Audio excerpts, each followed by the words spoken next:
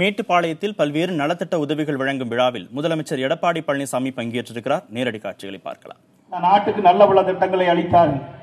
இதையும் புரட்சி தலைவி அம்மாவுடைய ஆதரவோடு 6 முறை தமிழகத்தினுடைய முதலமைச்சராக பொறுப்பேற்று சிறந்த முறையிலே பணியாற்றி இந்தியாவிலேயே சிறந்த முதலமைச்சர் என்ற பெருமையை பெற்றவர் இதையும் புரட்சி தலைவி அம்மாவர்.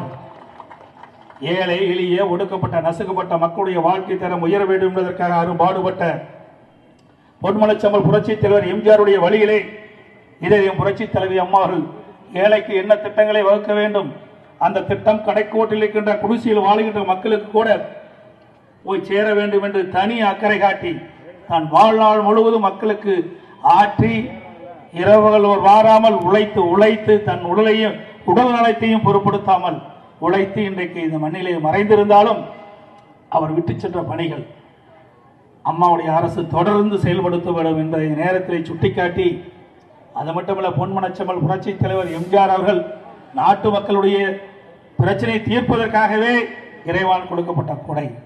இரவுகள் வாராமல் தன் வாழ்நாள் முழுவதும் உழைத்து மக்கள் பணிக்கு ஆற்றி இந்த நாட்டு மக்களுக்கு சேவை செய்த தலைவர் பொன்மனச்செம்மல் புரட்சி தலைவர் எம்ஜிஆர் அவர்கள்.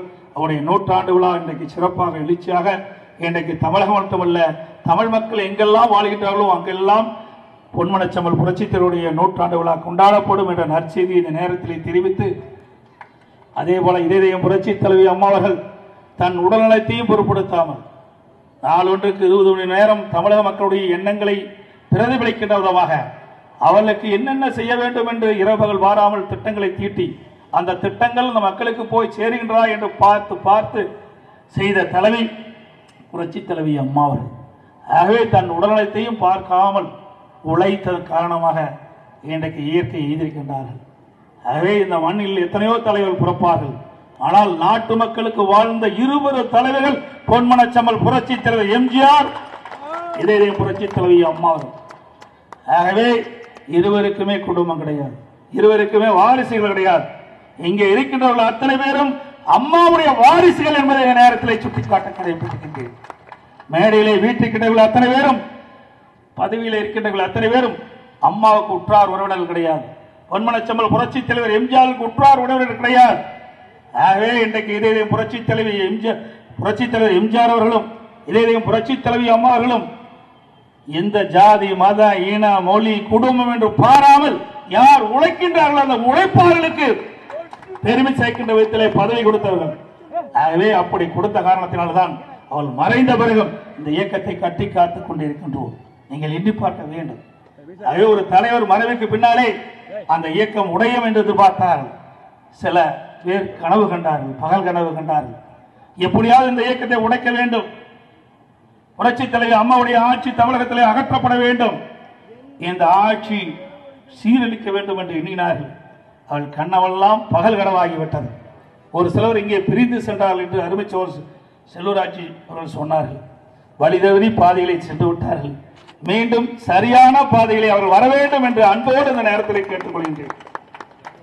ஏனென்றால் இதயம் புரட்சி தலைவி அம்மாவர்கள் இரவு பகல் வாராமல் தமிழகம் முழுவதும் சூறாவளி சுற்றுப்பயணம் செய்து தன் ரத்தத்தை வேர்வையாக மண்ணிலே சிந்து இந்த நாட்டு மக்களுடைய அன்பை பெற்றார்கள்.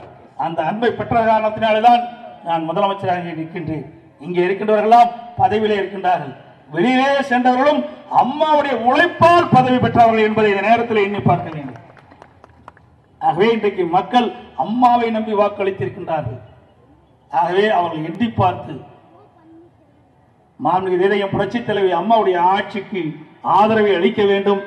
அம்மாவுடைய ஆட்சி நடைபெற்றுக் கொண்டிருக்கின்றது, இணைந்து செயல்பட வேண்டும் என்று அன்போடு இந்த மக்கள் வெள்ளத்திலே அவர்களை வேண்டுகோளாக வைக்கின்றேன்.